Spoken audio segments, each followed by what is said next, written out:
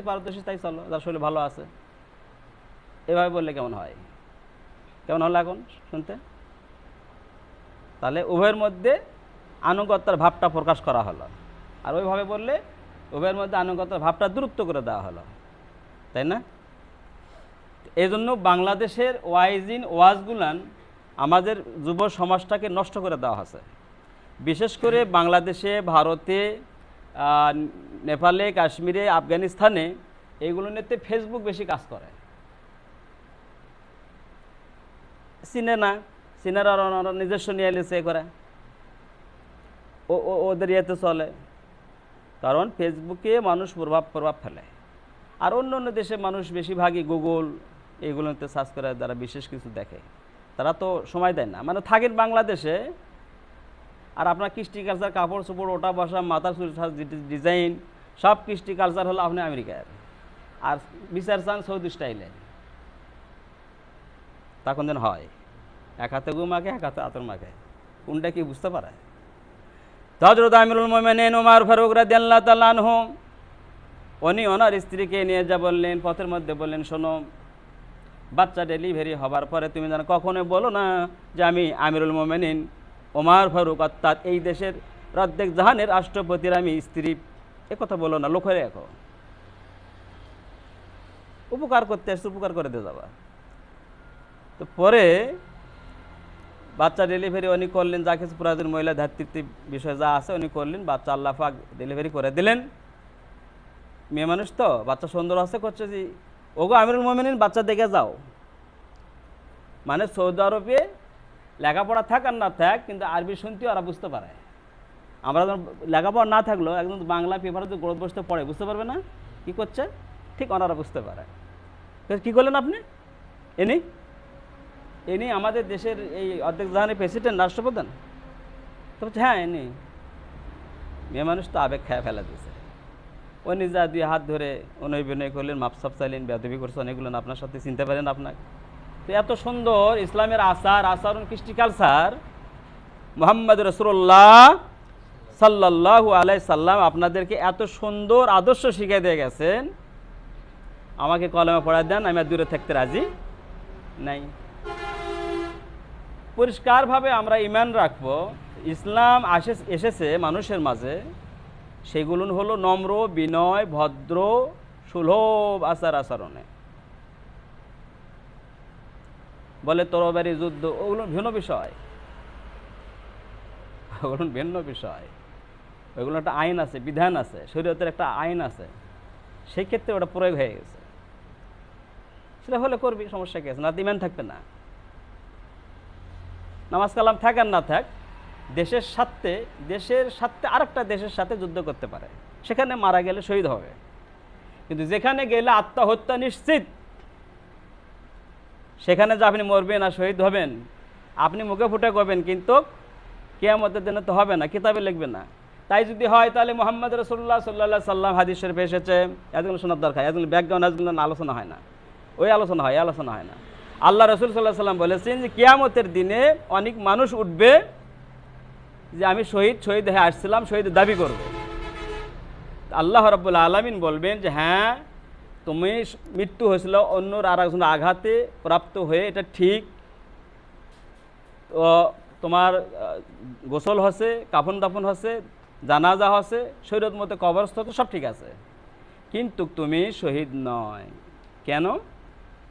মানুষকে হিম্মত বা পাওয়ার জন্য, সম্মান পাওয়ার জন্য, বীর সাজার জন্য তুমি নিজেকে এগুলো করছিলা, ওইগুলো দুনিয়াতে চাইছিলে, দুনিয়াতে ওইগুলো দিয়েছিলাম। তোমার কবরে সাইনবোর্ড আসলে বীর শহীদ অমুক, ব্যাস সম্মান পাশা ফুরে গেছে, এখানে মাইনাস হয়ে গেল। নাউজুবিল্লাহ, আস্তাগফিরুল্লাহ। তাহলে এখন যুদ্ধ হচ্ছে না, তাহলে শহীদ পাওয়ার উপায় কি? শহীদ হওয়ার উপায় হলো যে কোরআন সুন্নাহ আলোকে যদি কোনো মানুষ চলার চেষ্টা করে, তাহলে ঘরে এসির মধ্যে শুয়ে থাকা মূলেও তাহাকে শাহাদাতের মর্যাদা আল্লাহ পাক দান করবেন।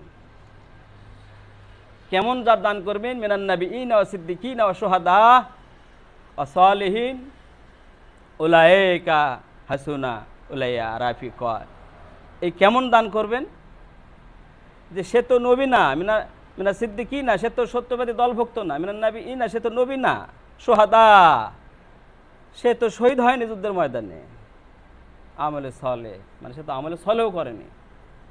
তাহলে কি জন্যই এই মানুষটাকে মুক্ত খাঞ্চন মেম্বারের চেয়ারের উপর বসে রাখা হয়েছে? মুসলিম শরীফের হাদিস, আর এটা কোরআন।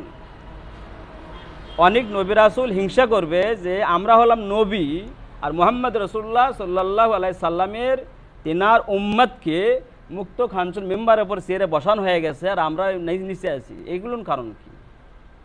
আল্লাহ রাব্বুল আলামিন বলবেন, ওরা নবীক দেখেনি, জান্নাত দেখেনি, জাহান্নাম দেখেনি, শুধু দূর থেকে ইসলাম শুনে শুনে কোরআন সুন্নাহর আলোকে চলাফেরা করছেন। এই জন্য 50 জন সাহাবীদের আমলনামায় যে সওয়াব আছে, নবীর সুন্নাহ তরিকায় চলার জন্য 50 জন সাহাবীর আমলনামায় যতটি সওয়াব আছে, ওইটি সওয়াব এই জন্য এই বান্দার নামে লেখা হয়েছে, শেষজামান উম্মতের জন্য লেখা হয়েছে। ছোট কথা নাকি? এই জন্য ডক্টর খন্দকার আব্দুল্লাহ জাহাঙ্গীর রহমাতুল্লাহ আল্লাহ সুন্নাহ ট্রাস্ট প্রতিষ্ঠা করলেন। সুন্নাহ কাকে বলে? এখন আমাদের তো সুন্নাহর আর শেষ নাই নাকি? সেদিন ভাত খাচ্ছে বলতেছি যে ওকে দেখতেছি আরেক ভাই বসে আছে, কাঁচা লবণ খান নাকি? তো বলছে যে না খান না। তাই খাই না, কিন্তু ভাত খাওয়ার আগে মুখে দেয়, ওই যে হারি উম্মারিয়া, না খাইন না।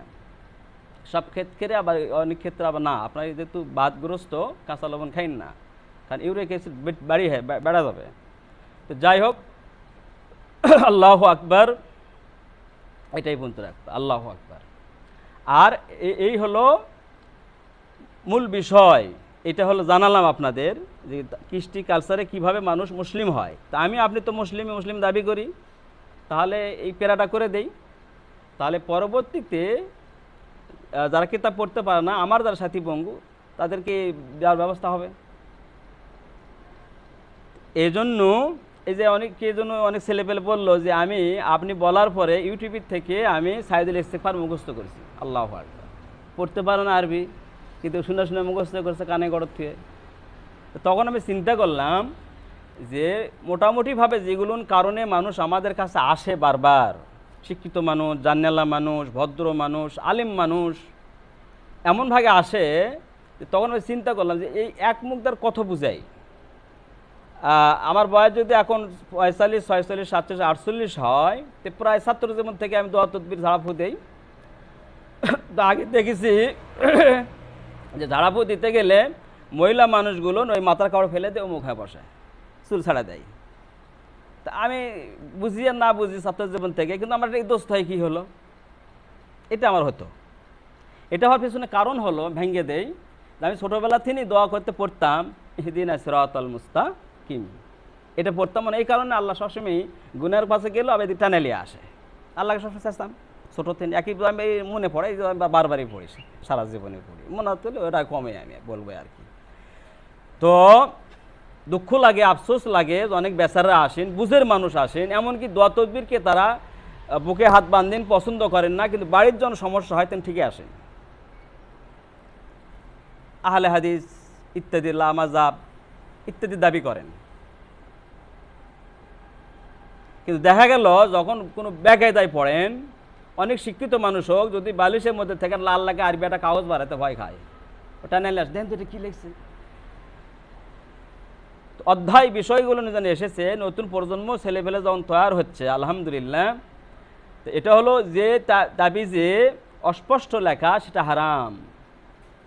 একান্ত কোনো মূর্খ মানুষকে যদি তাবিজ গলায় দিতেই হয়, হাতে দিতেই হয়, তাহলে সেখানে স্পষ্টভাবে আরবি লিখতে হবে, কোরআনে আয়াত, সেটা দেওয়া যাবে।